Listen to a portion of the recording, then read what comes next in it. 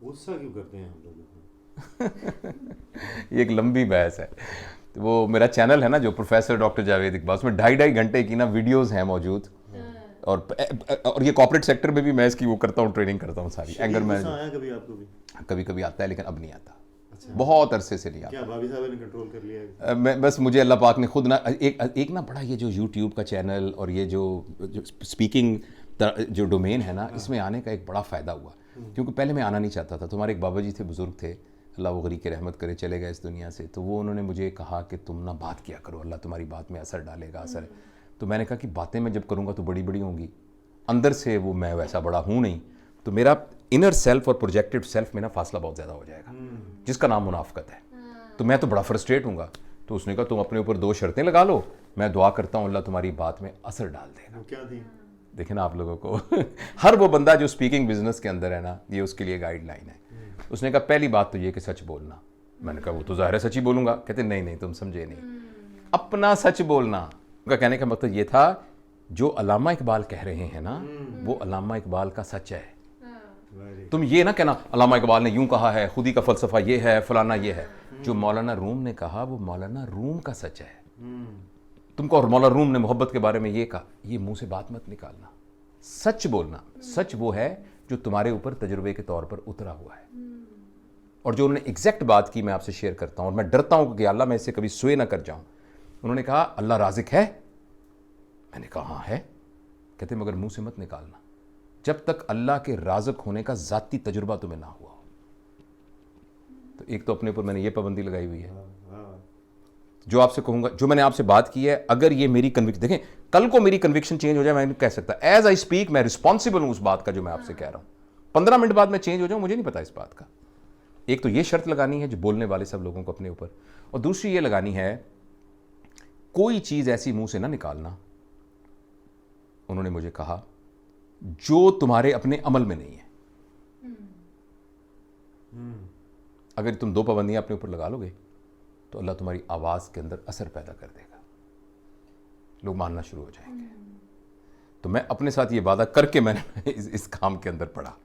तो अब उसमें इतनी एंगर की वर्कशॉपें करा के मुझे शर्म नहीं आएगी अगर मुझे गुस्सा आएगा तो और मुझे तो डर ये है कि मेरी आवाज़ में से अगर कोई असर है तो वो निकल जाएगा। तो भाई मैं तो बड़ा डरपोक हूँ इस मामले में, तो मैं गुस्सा नहीं करता। एंगर से हम रिलेट करते हैं कि रोना धोना, जब हम किसी को कहते हैं ना कि आप अपना एंगर मैनेजमेंट करें, उसमें हम सबसे पहले ये कहते हैं कि गुस्सा ना करो। और फिर जब गुस्सा ना करो का मतलब ये होता है कि हम खुद कोड़ रहे होते हैं और फिर हम रोना शुरू कर देते हैं। और जब हम रोना शुरू करते हैं तो ब्लेम गेम स्टार्ट हो जाती है। तो how do you see this कि हमने एंगर मैनेजमेंट एक्चुअली कैसे? देखो बेटा, मेरी तो इस सिलसिले में अंडरस्टैंडिंग टोटली डिफरेंट है। मैं तो ये कहता हूँ कि जब बंदा बीमार हो रहा होता है ना, तो बुखार होता है, तो उसको पैनाडोल दे दें, उसका बुखार उतर जाएगा। ये वाली बात हम आप कर रही हैं। मैं तो इस चीज़ को इस तरह एड्रेस ही नहीं करता। मैं तो ये कहता हूँ कि अंदर से हम इस तरह बदल जाएं कि गुस्सा आए ही ना। मैं तो ये कहता हूँ। क्या गुस्सा आना बुरा है? गुस्सा आना बुरा है, गुस्सा आना हर सूरत में बुरा है। इस पर बहुत बहस होती है। देखें जी, अगर गुस्सा नहीं आया तो फिर जंग के अंदर फिर बंदा क्या करे, जब किसी जगह पर तो आखिर कुछ ना कुछ करना पड़ता है। वो एक कॉन्शियस स्ट्रेटेजिक प्लानिंग होती है। मैं आपसे फाइट कर रहा हूँ और अब मैंने आपका गिरबान पकड़ना है, ये मतलब पार्ट ऑफ माई रिक्वायरमेंट है इस वक्त। मैंने आपको करना है, मैंने आपको तोड़ देना आपका नाक, और मैंने आपका, लेकिन गुस्से से नहीं, कॉन्शियस स्ट्रेटेजिक प्लानिंग से। ये फर्क है। तो ऐसा नहीं है कि जब हम इमोशन रिमूव करते हैं तो हम डिसेंसिटाइज हो जाते हैं, जो आप बात कर रहे हैं कि हमने प्लानिंग कर ली है या कुछ भी? देखो बेटी, मैं छोटे छोटे यानी इन बिट्स के अंदर ना इसका जवाब देना है बहुत मुश्किल। इसको एक समझने के लिए एक पूरा डोमेन मैं आपको ना कोशिश करता हूँ बताने की, लेकिन फिर हम किसी दिन बैठ कर ना इस पर एक तफसीली गुफ्तगू करेंगे, कि वरना छोटे बिट्स में इसका समझाना मुश्किल है। मैं सिर्फ आपको ये बताना चाह रहा हूँ कि ह्यूमन माइंड के अंदर जो सबसे पहली चीज़ किसी भी लाइफ सिचुएशन के बारे में आती है उसे हम एहसास कहते हैं। अब इस कमरे में आप बैठे हैं ना, आपके दिल में कुछ एहसास है ना।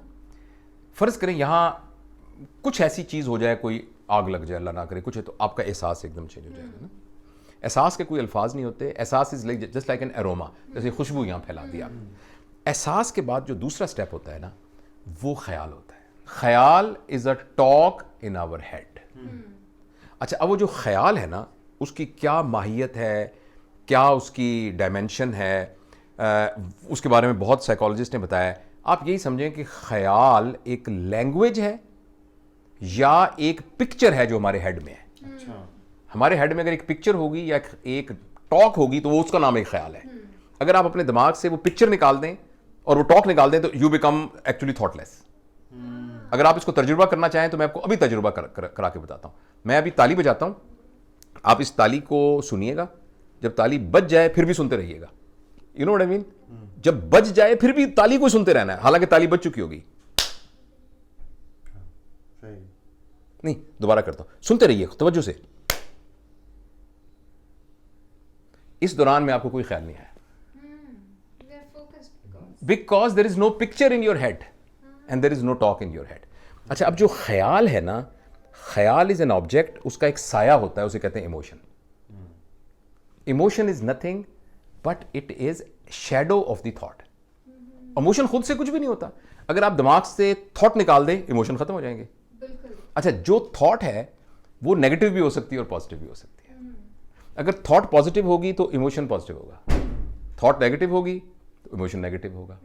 अच्छा, जो नेगेटिव इमोशन है अगर हम उसको एनर्जाइज कर दें तो वो गुस्सा बन जाता है, और अगर हम उसको एनर्जाइज ना करें, देखिए ना, आपने, मैं बड़ी फजूल सी बात कर रहा हूं मैं, लेकिन मुझे कुछ समझ, आपने अचानक कोई बहुत बुरी बात मेरे बारे में की, फॉर एग्जाम्पल गाली दी, किसी ने गाली, अब एकदम मेरा एहसास चेंज हुआ, मेरा थॉट चेंज हुआ, थॉट से मेरे इमोशन चेंज हुए। अब अगर मैंने उन इमोशन को एनर्जाइज कर दिया तो मुझे फिर गुस्सा आ जाएगा, और अगर मैंने इमोशंस को एनर्जाइज नहीं किया, एनर्जी नहीं उसमें डाली, और मैंने कहा राजा साहब आपको क्या ऐसी मजबूरी हुई कि आपको मुझे गाली देनी पड़ी? मतलब this is in our control actually. You know what I mean? और मैं, गाली देना तो बहुत बुरी बात है, आपने तो जिंदगी में कभी भी गाली नहीं दी, आखिर आप किस तकलीफ में थे कि आपको गाली दे। अब मैंने अपने इमोशन को चार्ज नहीं किया तो अब वो गुस्सा कहां से गुस्सा।